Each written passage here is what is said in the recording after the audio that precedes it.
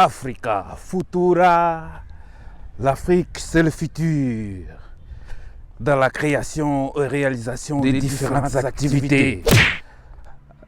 Africa Futura, l'Afrique c'est le futur. Dans les stimulations et la valorisation culturelle, dans l'accompagnement de nos enfants, Africa Futura, l'Afrique c'est le futur. Nous avons tous, chers messieurs et dames, mes amis, où que vous soyez, de la diaspora africaine, nous avons un rôle à jouer. Nous avons l'obligation de jouer un rôle dans le développement, dans tout changement, dans l'évolution de l'Afrique, dans l'évolution de l'Africa. Africa Futura, l'Afrique c'est le futur.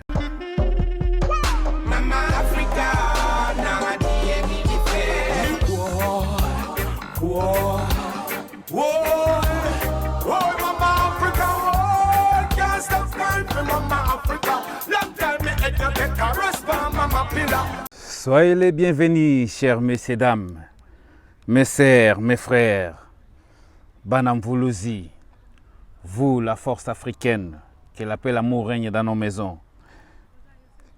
Ici, c'est votre chaîne Mama Africa TV Net, présentée par Bomba Mayala, ici présent, bien sûr.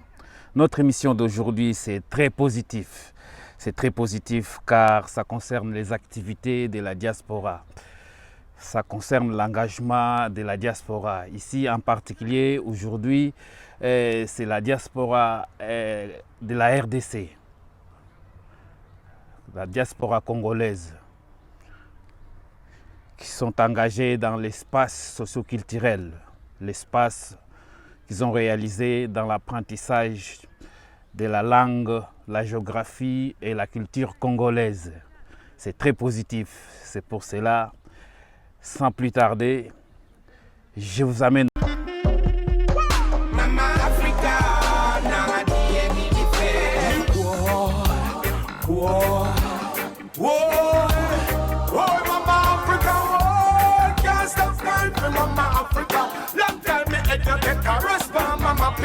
Le fleuve Congo, la source c'est à Lualaba, dans le Katanga. Donc ça doit être quelque part ici, là, dans le Katanga.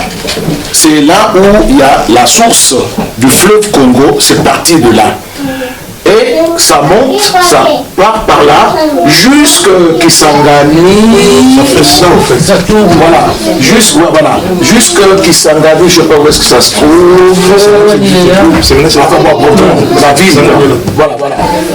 Alors, de Lualaba jusqu'à Kisangani, c'est impraticable. Donc ce n'est pas navigable. Naba boîteau, naba pirogue, c'est bon, mais il n'y a pas un bateau comme tel qui peut naviguer tout ça. Sauf que, à partir de Kisangani, jusqu'à l'embouchure,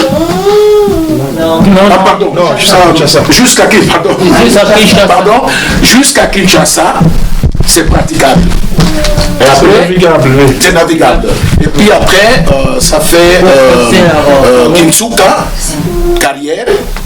Donc il y a des rapides et des chutes. Il y a des rapides et des chutes, et puis ça joue plus. C'est protégé par c'est protégé, on ne met pas de dynamique. Non, on ne peut pas. Donc ça reste naturel. Voilà. Et plus tard, ça reprend dans le bas Congo, qu'on appelle aujourd'hui le Congo central, ramification, et c'est parti jusqu'à l'embouchure à Banana. Donc à Boma, c'est mélangé, une partie Boma et qui fait entrer sur Mwanda. Donc l'embouchure, là où il y a rencontre du fleuve Congo qui se jette dans l'océan Atlantique. Effectivement, c'est comme a dit Papa Augustin, c'est explorateur. Stanley Livingstone, comme il faisait presque le monde en bateau, navire et tout, c'est l'accès était à partir de Mwanda pour pouvoir rentrer sur le fleuve Congo, et puis après de là, d'une manière pédestre, ils ont commencé un peu à aller plus loin. Merci. Merci beaucoup. Et puis un élément que vous saurez, tant que Banoutin de la bande on a Congo, et il y a déjà des aînés, vos grands frères qui sont là, qui le font. Bon, on a toujours que bateau, toujours c'est destination Matadi ou destination Bongoma. Tangotin d'Abilo. C'est simplement parce que les bateaux, les grands bateaux, il y a du sous il y a un océan, écoutez là-bas. À Boma, et puis ça vient jusqu'à Matadi. Et notre élément, le pays a pris le nom, il y a Congo. Donc, comme on a dit, bateau n'a pas côté là qui a. Évidemment, les chefs qui les a reçus, donc Bakuta est dans contact, Yonani, c'était Mini Congo. Donc, on a Congo. Bakuta est dans le royaume Congo. C'est là, Makambo Bandela qui est Congo et continue de Makendaki. Maintenant, qu'est-ce que rapidement, le Congo c'est aussi 9 voisins.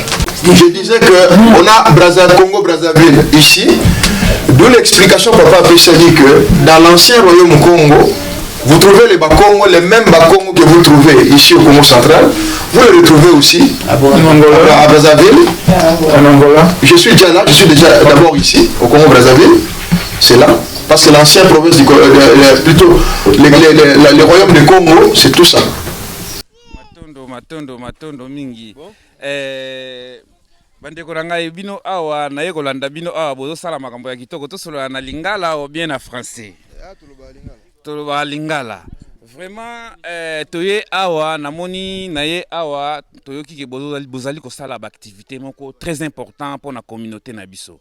Bozali engagé lelo ezali samedi boye il fallait bozala bomema bandeko na ba plage banini boye kaka awa pour na ko sala liloba makambo oyo ezali tozali ko senga oyo tozali ko senga na diaspora ba engagement pour na ko bongisa oyo ezali culture ya mboka na biso pour na ko panza oyo ezali ba langue ya mboka na biso ebele. Toyoki vraiment à part ça organisme oyo ndenge na ye awa bozali banani bozali est-ce que bozali association ou bien organisme ezali nini avant tout? Mais bien sûr que toute la communauté congolaise, donc c'est une association et la communauté congolaise de Renan, tous autres la suite au Bengango l'obité ouest et lausannois. Tous les lois fêtières et sanctions d'association, de personnalité, de congolais, nous sommes dans l'ouest lausannois awa. Tous ça dans l'association. Et dans cette association, tous ça organisé dans plusieurs structures. Par exemple, branche où il s'engage biso lelo awa et l'espace culturel congolais. Je dis bien espace et centre culturel et elle est plutôt espace culturel congolais. Autre objectif c'est la promotion de la valeur Congo. C'est-à-dire nos langues, la géographie, la histoire. Nous avons que le 30 juin, il y a une semaine, nous avons travaillé à la semaine, en tant qu'espace culturel, pour nous et permettre biso en même temps, tout le Bélan Congo, tout présenter Congo, et na bana na biso, et na bandego na biso, et voilà, na bo bayebi Congo te. Présenter Congo na sens ni ndengeni. Olanine milulu leki na kati. Oui baro zali komona pe ba image na zali kolekisa yango na sima. O ezala ki réalisation na kati ya réunion na kati ya vraiment o tozali considérer yango ezali esika ya koyekola. Donc ba image ezali koloba yango bino bozali est-ce que bozo kozwa salaire ezali ya kofuta ou bien bozali? Non mais écoutez, le Congo c'est notre mère patrie. Faut tika biloko wana. Faut to lobi yango même na kati ya to solo na ba jeune na bana likambo héritage. Il faut to longole loko wana ke po osala bolamo mboka na yo, il faut ba futa yo nanu. Le Congo nous a donné la vie, le Congo nous a donné l'identité, le Congo nous a donné toute la personnalité. To pona kité to botama congolais. To botami na Congo, Congo boti biso. Et en contrepartie les lopo biso to sunga Congo, il faut Congo sunga biso nanu. Non. Nous devons changer manière na biso ko sala. Ndengo uti lo bango ya samedi, il fait beau, to ko za ailleurs. Mais to mi pesa objectif wana na kat espace culturel tous les samedis selon programme scolaire ya bana na canton de Vaud. Tozalaka awa pona ko transmettre bana héritage, ba valeur, ko lakisa bango minoko na biso, ezala lingala, Swahili, Kikongo to Chiluba. Ezala niti lelo uti mona ko yebisa bango vérité ya géographie. Eza géographie ya ba Belge batikela biso te. Ezali pe histoire ya ba Belge batikela biso te, mende tozolo ba mémoire vivante. Donc géographie réelle et concrète, nengo moto pesa lango lelo. Histoire concrète okende malamu Carole okende bana bazolo balingala bokende malamu Dorcas voilà donc devoir tomipesi ya mwana kopesa ko transmettre bana ba valeur oyo et tout ça lango gratuitement na temps na biso eza participation na biso na Congo bato nyonso te babengami te bazala ba député bato nyonso babengami te bazala ba PDG bato nyonso babengami te bazala bamemi pusu bato mosusu babengami te bazala ba porteur to ba maçon moto na moto apesaka oyo akoki kopesa kongola moke aza te ya monene aza te. Félicitations na mosala na yo, félicitations, bravo pour yango tozali kosenga na moto kamwa temps o tozali nango tokanisa nini tozali na yango posa pona mboka na biso pona culture na biso ekende liboso.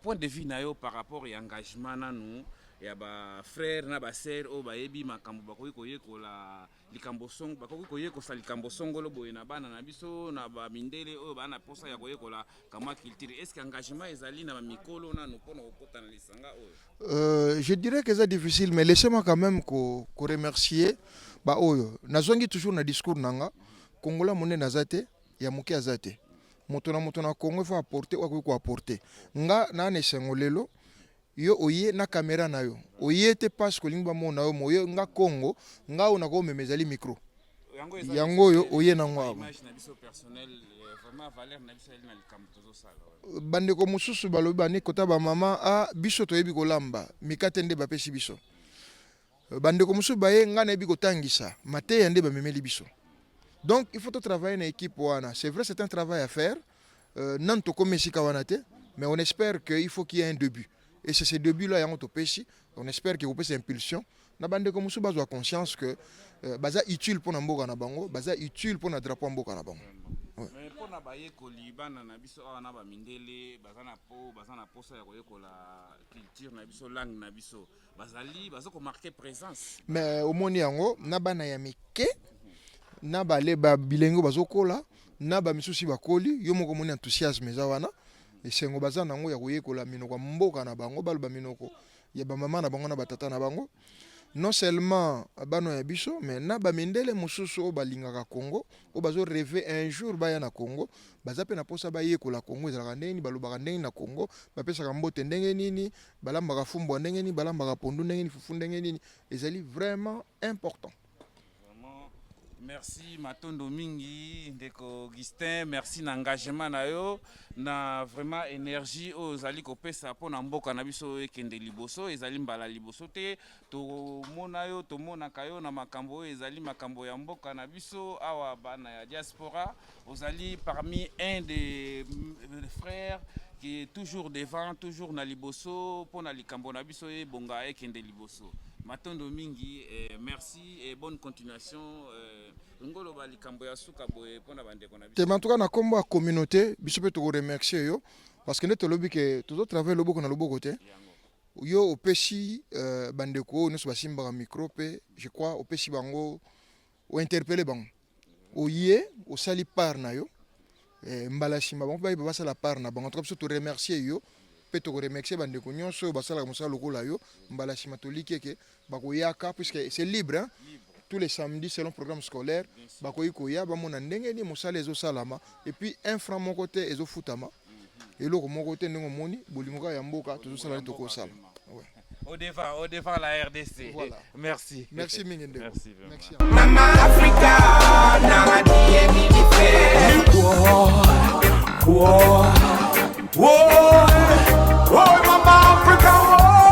Chaque région, il y a des ethnies. Chaque ethnie a sa langue. Mais, donc, imaginez-vous, en petit Congo central, là, il y en a beaucoup de dialectes. Beaucoup. Et quand on va dans chaque région, donc il y en a plusieurs. Et n'oubliez pas que ils disent aussi que Kinshasa, mais l'ancien capitale, c'était Vivi.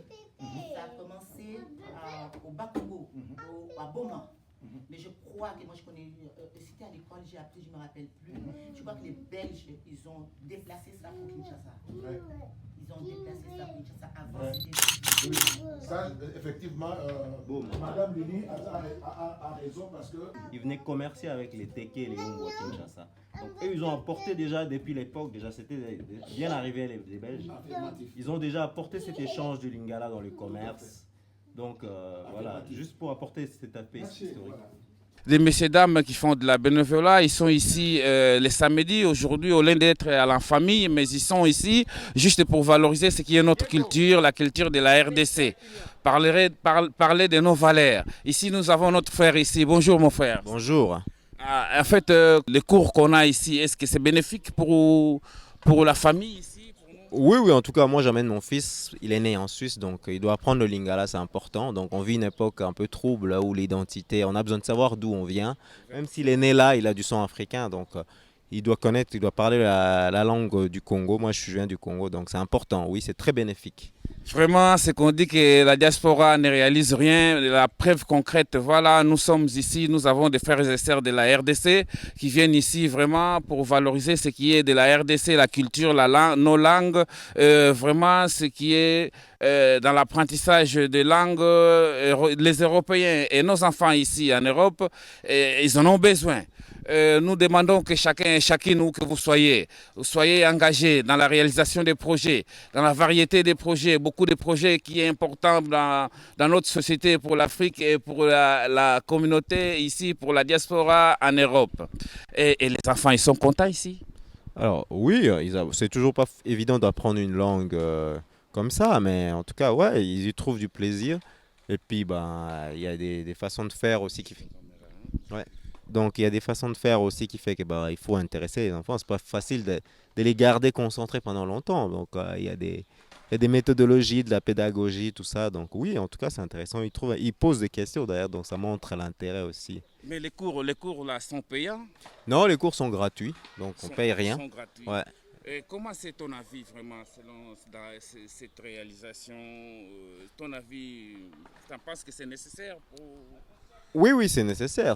On voit le nombre de personnes, le nombre de jeunes qui viennent. Donc on voit qu'il y avait une demande en fait. Il y a une forte demande. Donc les enfants qui sont nés là, ils ont vraiment ce besoin de se connecter aussi à la mère patrie, à la patrie source, quoi. Ils ont besoin de cette connexion. Donc c'est important. J'ai entendu parler de tes activités. Tu réalises des activités communautaires, des projets qu'on a besoin? Oui, moi j'ai fait un site en fait, un site internet parce que moi je suis dans le domaine de l'environnement. J'ai fait un site sur les cours d'eau de la République démocratique du Congo, parce que j'avais remarqué qu'au Congo en fait la connaissance des cours d'eau est très en deçà en fait, les gens ne connaissent pas. Connaissance des cours d'eau, ouais. c'est basé en quoi exactement? C'est-à-dire que les gens ne connaissent pas les noms des rivières. Ils la polluent, ils jettent des choses dedans parce qu'ils ne la connaissent pas. Donc quand on ne connaît déjà pas le nom de quelque chose, donc on ne la connaît pas. Donc moi j'ai réalisé un site qui s'appelle congo.site. Congo, ça veut dire CONGAEAU. Oui. Congo, Cong et O comme de l'eau, .site. Donc c'est un site sur l'hydrographie du Congo. Donc on peut trouver tous les noms des sites de cours d'eau qui coulent au Congo. Donc on peut cliquer dedans, on voit le nom, on voit sa description, on voit ses affluents, on voit vraiment même l'origine du nom, tout ça. Donc j'explique pour que les gens aient cette connaissance-là. C'est important. Connaître les rivières, c'est connaître aussi un territoire. C'est congo.com. .site. Congoco, CONGEAU. C'est un site internet, oui. Mais en fait, j'avais demandé votre nom, comment vous appelez? Moi, je m'appelle Yannick Mediaka. Donc... Vous entendez ici, on a notre frère aussi très engagé par rapport à ce qu'il sait faire. Félicitations pour ce que tu fais. Et nous sommes ici, vraiment c'est ce qu'on demande à chacun et chacune. Hein. C'est très important, vous avez des enfants, vous amenez les enfants ici dans l'apprentissage de nos langues. Et bravo, hein. Merci beaucoup et bonne continuation. Bandeko na ngai esika bozali tokosenga na bino nyonso sante kitoko bafamille na biso ekende liboso makambo na biso ekendeke liboso vraiment ndeko na ngai mukolo tozali kosenga kamwa présence na yo awa ezali chaîne na biso Mama Africa TV net. Tozali kovaloriser ba énergie oyo ezali kosala ke bamboka na biso Afrique na biso ekende liboso, culture na biso yebana na moto biso tomoni ba réalisation ya ba projet na bino awa. Vraiment avant tout lobela biso na likambo oyo idée na bino oyo etindi ke bozala awa na sika oyo ngonga oyo. Ce qui peut te koloba na français, ce qui peut na lingala bino kaka.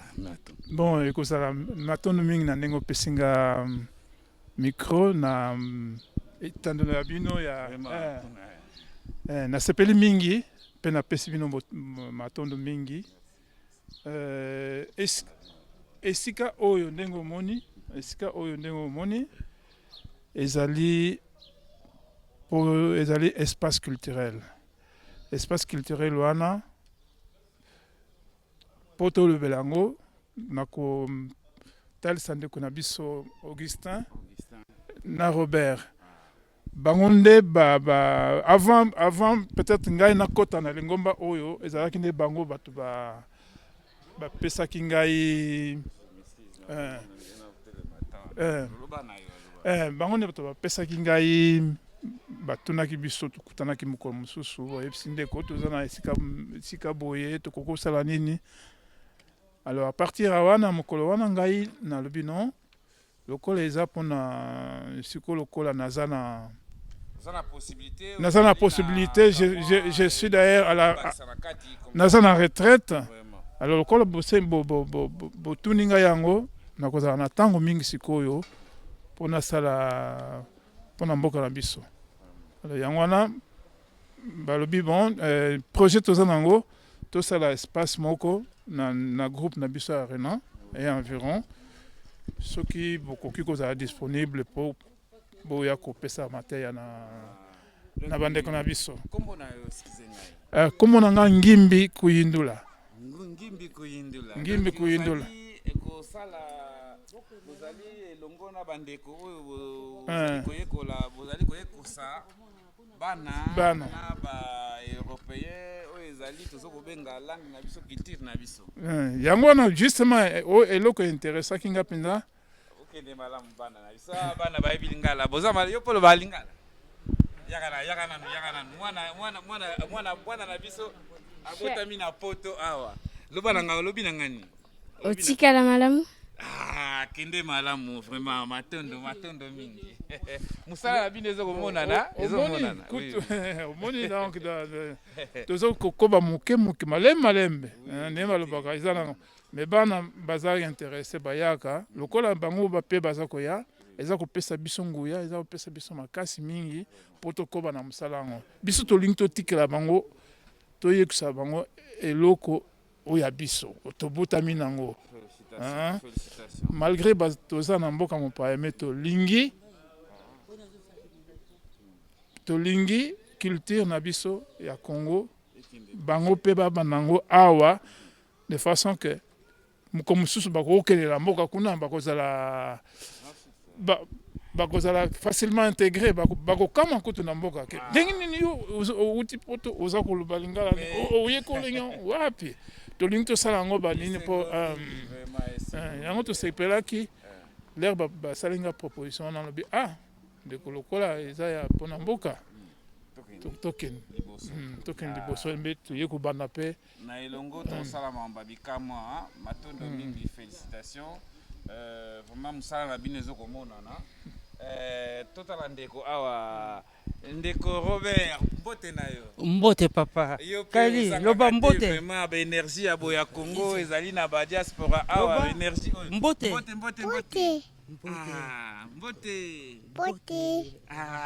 mwana azali koloba ndinga vata azali koloba mbongongo ya boka na biso.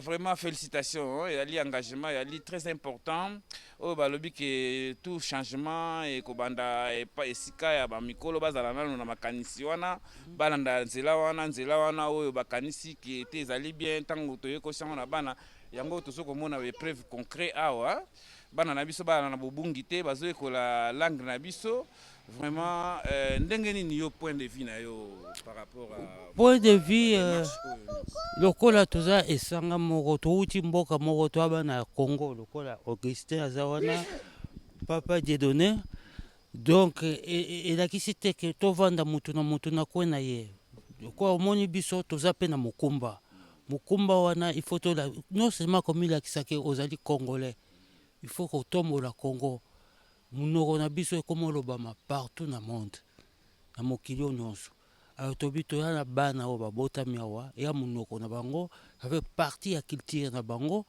il faut bakota c'est pas kuzo tambola bazoka ba africain nyonso bazo bandinga na bango balobi mais en fait de compte bakotika simate suka na bango bakokoma na mboka na bango lobi tozate eza mboka na bango ndenge Augustin auti koyebisa bango na papa Gimbi na bakora lelo donc tomipesi toza na service ya mboka ezala oyo te na ekolo na makambo mosusu tokotika nsima te fo tokanisa nini ezali bareflexion makambo ebele ya lindeko na ngai vraiment ezali likambo ya motuya ezali très très important na ndambo oyo bozali kotia soki tozala baninga tozali ebele oyo ezali ke tozali na makanisi ya malamu makanisi na yo ezali ndenge nini tozali komona peuple congolais ata awa na diaspora tozali komona bato ba YouTube ba Facebook ebele kolobila culture ya congolais na ndenge moko motindo moko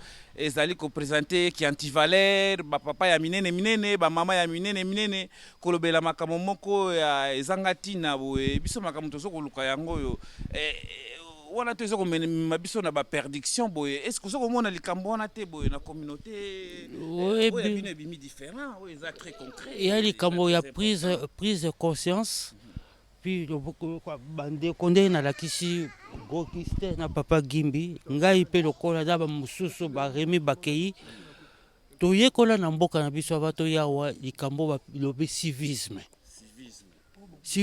yango wana bengi patriotisme bamakambo ebele même mobulu yali il faut bokutana na biso ezali te mondoki bokende kobobarde eza diplomatie il faut kosolola puis il faut yeba eloko nini yokana no même na Bible balobi kozala na écoute soko ozoyoka moninga te bayoka kaka yo mboka ekotambola malamu te na mboka ya biso toba 4 langues faut tovanda esika moko tosolola likambo eza nango ngai fo nayoka yo nano faut toluka toujours solution des balobina le poto où il y a des gens il y aura toujours des solutions soki bato bazoko luka solution te alinga bibimba kaka ye alo baba yoka ye bilobela au communauté tchakut ya mawaturo parce que biso so to vandi bien ngai na zana tort nalingi pe yo sunga ngai to solola matondo mingi na point de vue na yo vraiment bandeko na ngai esika nyonso bozali mbote na bino awa bozali na chaîne na bino Mama Africa TV net ndeko lekana mwana na biso tozali na esengo mingi oyo ezali ba vibration positive ba vibration tozali koluka tango iso ozali ko valoriser culture ya Congo ya Afrique ozali koloba nini ozali ko valoriser oyo ezali ba langue na biso ozali ko sala nini oyo tozali ko benga di concret tolingi ko belela ba spiritu ya soki ya ndenge nini te tolingi ko valoriser makambo oyo ezangati na te tozali na Europe awa eloko nini tokobanga lisusu matériel nini yo ndeko na ngai okobanga na yango soki ezali énergie oyo makanisi na yo oyo ya kitoko te koki ko changer oyo tozana na yango besoin d'engagement pona ba mboka na biso e bando changer na yango oyo tu tozali komona na ba réseau ezali na tina te tango ezali kolobela misala na biso te ezali kolakisa misala na biso te oyo ezali tozali kolobela yango tozali ko répéter yango di concret oyo wana nyonso tu ezali vanité de vanité tozali komona bandeko bazali kolekisa batango na kofinga kolekisa batango na kolobela makambo songolo boyo nyonso wana ezali ko présenter Afrique te réalité na biso yango yo bandeko na biso bazali kolamoka weekend boye il fallait bakende kotandama na ba plage na ba moi na ba vacances na bandeko na bango na bana na bango rien bazali kopesa tango iso pona mboka na biso, pona culture ya mboka na biso, pona valorisation ya mboka na biso. Mokolo yo telema, mama yo telema. Na makambo yo zali kosala, oyo zali tomoni mabe experience ya vie na biso, tozali koyekola makambo mingi, tomoni pe makambo ebele oyo ezali mabe, tokoki ko répéter yango lisusu te, tokoki ko souhaiter yango na bana na biso te. Na yango ekotinda ke moto na moto atelema alakisa bana na biso oyo ezali ya malamu, nzela oyo ezali ya malamu. Vraiment Afrique au devant, Congo au devant. Awa chaîne na bino Mama Africa TV Net na ngonga oyo tozali kolobela RDC pe bokomona susu ba image koya tokolobela susu africain mususu bazali kosala makambo ya kitoko. Tolingi makambo ya kitoko, makambo oyo ezali ko faciliter Afrique ekende liboso. Matondo mingi bandeko na ngai esika nyonso bozali ndenge bomoneli makambo oyo na ndenge ya image yango ezali ndenge wana ezali di concret. Voilà, vous venez de voir un peu les activités de la diaspora africaine, la diaspora de la RDC, ici en Europe, exactement en Suisse, sur le canton de Vaud, la commune de Renat. C'est l'espace socioculturel, c'est du concret. C'est ce qu'on souhaite pour tous. Nous sommes le futur, qui est dans la réalisation, dans l'engagement de toute activité. Chers messieurs, dames, que la paix et l'amour règne dans nos maisons. Et continuez à me suivre et abonnez-vous sur notre chaîne. Et nous avons beaucoup de sujets, et nous avons beaucoup de sujets qui nous concernent. Et à bientôt, peace and love.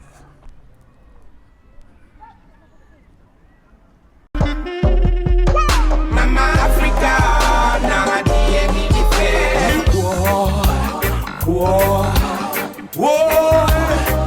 Mama Africa, can't stop crying for Mama Africa. Long time me educate, respond Mama pillar.